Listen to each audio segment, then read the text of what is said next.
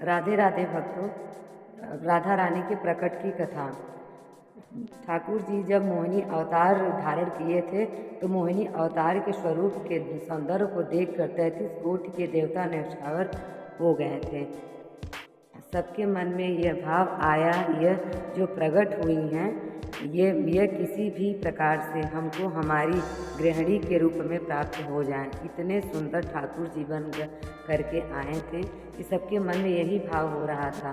चंद्रमा भी पीछे पीछे चल रहे हैं, शंकर जी भी पीछे पीछे चल रहे हैं, ब्रह्मा जी भी पीछे पीछे दौड़ रहे हैं, वरुण आदि जितने भी देव सब मोहिनी पर ऐसे लटके हुए हैं कि एक बार हमको देख भर ले, एक बार केवल हम दृष्टिपात कर उसी मात्र से हमारा कल्याण हो जाना है। ऐसा ठाकुर जी का स्वरूप था।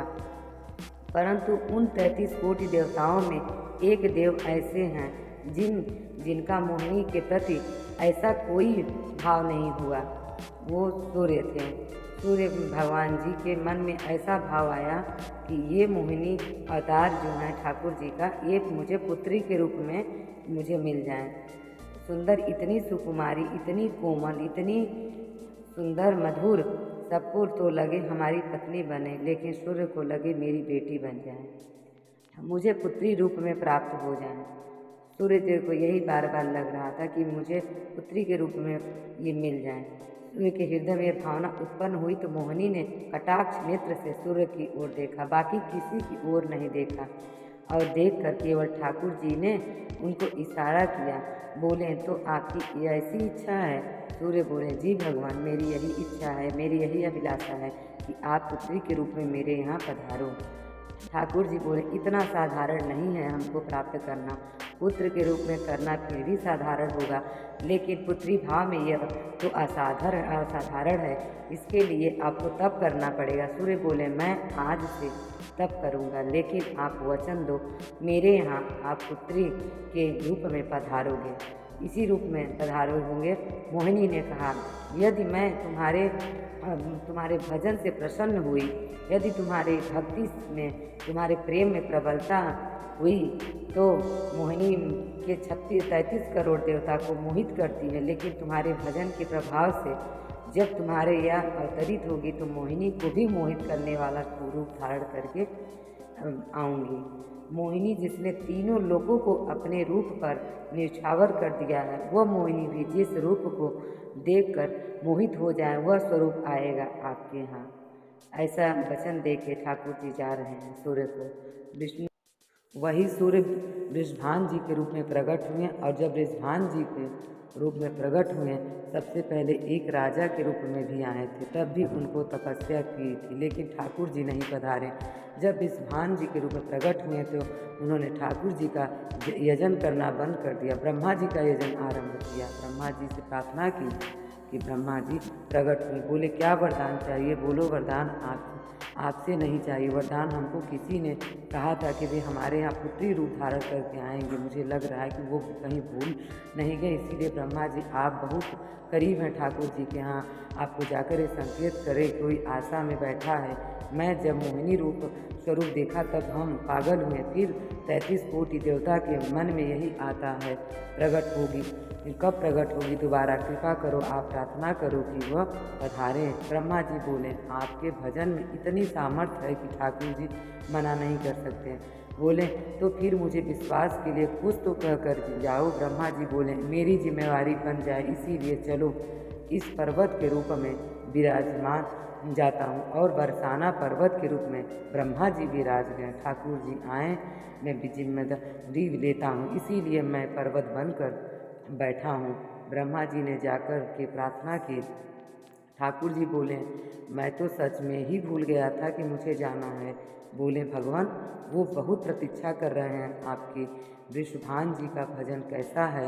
बताया गया है कि वृषभान जी की एक ही इच्छा है कि वह मेरे पास जो पुत्री स्वरूप ठाकुर जी का आवे, ठाकुर जी मोहिनी बन करके आए तो 33 कोटि देवता के हृदय में ठाकुर जी के प्रति वात्सल्य भाव का प्रकट नहीं हुआ, प्रेम भाव प्रकट नहीं हुआ, कि कुछ और ही भाव था उन देवताओं का।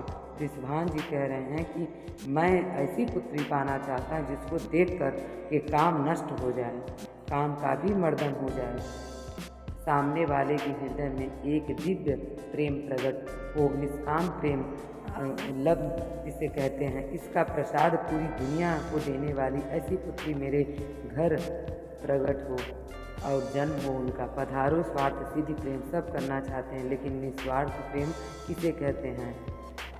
वो ठाकुर जी का वो शक्ति स्वरूप ही सबको बता सकता है। ब्रह्मा जी का प्रार्थना हुई ठाकुर जी से, ठाकुर जी ने अपने बैकुंठ में विचरण कर रहे थे, विचार कर रहे हैं कैसे करूं, नंद यशोदा के यहाँ भी जाना है, देवकी यशोदा के यहाँ भी जाना है, पुत्र बनना, पहले से ही मेरे 4 माता पिता हैं, अब और भी 2 कैसे बनाऊं, 6 माता पिता हो जाएंगे मेरे पास। पिता ठाकुर जी विचरण कर रहे थे, तभी एक खम्भ में मणि उस मणि में ठाकुर जी ने अपना प्रतिबिंब देखा। ठाकुर जी अपना प्रतिबिंब नहीं देखते क्योंकि बहुत कम देखते हैं ठाकुर जी अपना। जब श्रृंगार आरती होवे लाल जी की तभी उनको प्रतिबिंब दिखाते हैं, और उस प्रतिबिंब में भी इतने इतराते हैं महाराज, इसमें भी स्वयं को देखकर खुश हो जाते हैं। वाह कितना सुंदर लग रहा हूँ, आज तो मैं बहुत ही प्यारा लग रहा हूँ। अपने प्रतिबिंब देखते ही ठाकुर जी मोहित हो जाते हैं खुद ही। ठाकुर जी यही कह रहे हैं कि मैं जब भी अपना प्रतिबिंब देखता हूँ मुझे बहुत प्रिय लगता है, मानो जो सबको मोहित कर रहा है वो स्वयं को जब देखो तो खुद भी मोहित हो रहा है, क्योंकि प्रतिबिंब कभी झूठ नहीं बोलता। प्रतिबिंब का ये स्वभाव है कि जब जैसे हो वैसा आपको दिखाता है।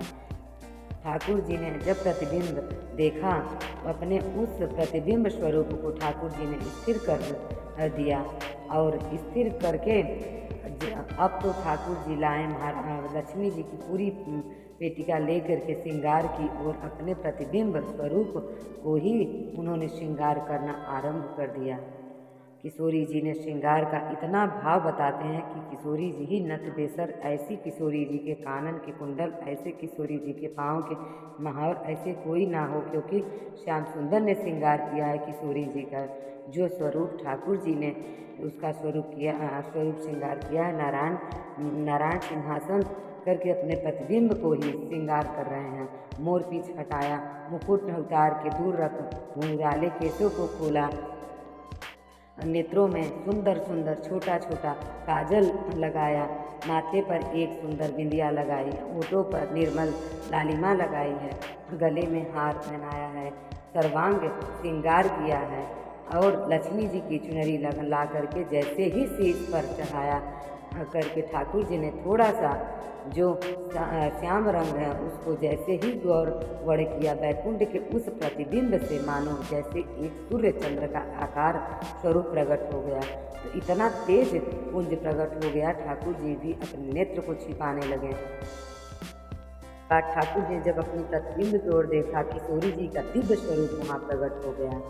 ठाकुर जी ने दंडवत किया, पहले किशोरी जी को प्रणाम, श्याम सुंदर ने प्रणाम किया, अपने ही मेरे निर्माण किया, आप क्यों प्रणाम कर रहे हैं? किशोरी जी ने बोला आपने मनु को किया, क्या भाव है किशोरी जी का? ठाकुर जी बोले कोई भाव नहीं है, केवल मोहिनी भाव से ही 33 कोटि देवता मोहित हो हुए थे, लेकिन मैं मोहित नहीं हो पाया था, इसीलिए तब से भी तड़प रहा था कि मुझे को भी कोई मोहित करे, उस मोहिनी को भी मोहित कर कोई करे। वह स्वरूप आज प्रकट हुआ है जो मुझे आज मोहित कर रहा है। धर्म की स्थापना हुई, ज्ञान की स्थापना हुई, भक्ति की स्थापना हुई, वैराग्य की स्थापना हुई, लेकिन अंत तो गत्वा संसार का सार जो प्रेम है उसकी स्थापना नहीं हुई है। उसके लिए आपका अवतार धारण करना अति आवश्यक है। आप मेरी शक्ति हैं, आप मेरी आत्मा हैं।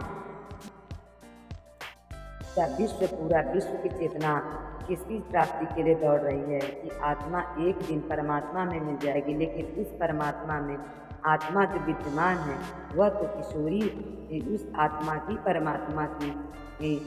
परमात्मा जो आत्मा है वही तो किशोरी जी राधा जो हैं, लेकिन उनके स्वरूप को नहीं।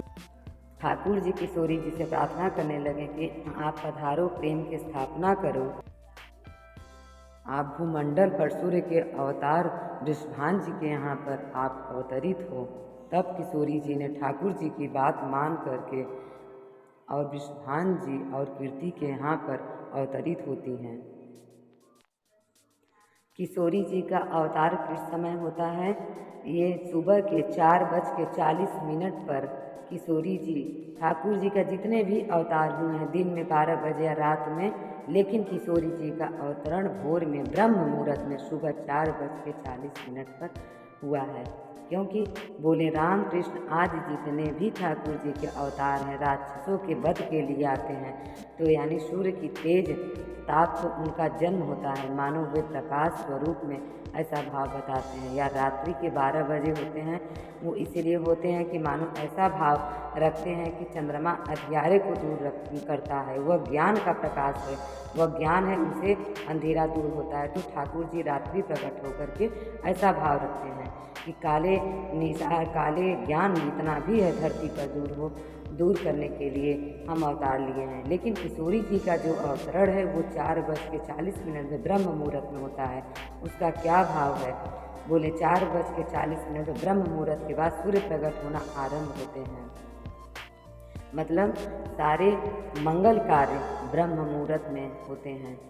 चिड़िया का चहकना, कई पुष्पों का प्रकट हो जाना, मानव के मस्तिष्क में आज मुझे क्या करना है, वह दिव्य चेतना को प्रादुर्भाव होता है जब वह कुछ समय ब्रह्म मुहूर्त में प्रारंभ होता है। और सबसे बड़ी बात, सूर्य प्रकट होते ही धीरे धीरे अंधियारों को दूर करते हैं और धीरे धीरे गतिमान होते हैं। 12 बजे तक किशोरी जी का प्रादुर्भाव ब्रह्म मुहूर्त में हुआ। इसका ऐसा भाव बताते हैं कि मानो वह प्रेम जिस प्रकार प्रादुर्भाव से लेकर के और आगे के मंतव्य नित्य प्रति बढ़ता रहे, उसका वर्धन करने के भाव से किशोरी जी का ब्रह्म मुहूर्त में पधारी हैं। क्योंकि वो प्रेम के मुहूर्त है, वह नवीन दिन का ब्रह्म मुहूर्त से प्रारंभ होता। ऐसे ही किशोरी जी ब्रह्म मुहूर्त में पधार के प्रेम का एक मूलक खड़ा की हैं। किशोरी जी इसीलिए ब्रह्म मुहूर्त में जन्मी है। किशोरी जी का प्रादुर्भाव हुआ, पूरे बरसाना में आनंद उत्सव मनाया गया है। सब नाच रहे हैं, गा रहे हैं, आनंद मना रहे हैं। नंद बाबा भी, यशोदा जी भी आई हैं, उन्होंने भी आकर के वृषभान जी के बधाई दी है। सब कुछ हुआ, लेकिन किशोरी जी के प्रादुर्भाव में एक लीला ये है, किशोरी जी ने अभी नैन नहीं खोली हैं अपने, किसी को किशोरी जी के नैन का दर्शन नहीं हो पाया है। इस बात से चिंतित है वृषभान जी, कीर्ति मैया भी, कि मेरी लाली की आंखें क्यों नहीं खुल रही हैं। वो नैन अभी भी नहीं खोली हैं, लेकिन पता न क्यों नैन शेड को नहीं खोल रही हैं। वृषभान जी यही चिंतन कर रहे हैं। अब आगे के वीडियो में मैं अपलोड करूँगी। राधे राधे, जय श्री कृष्णा।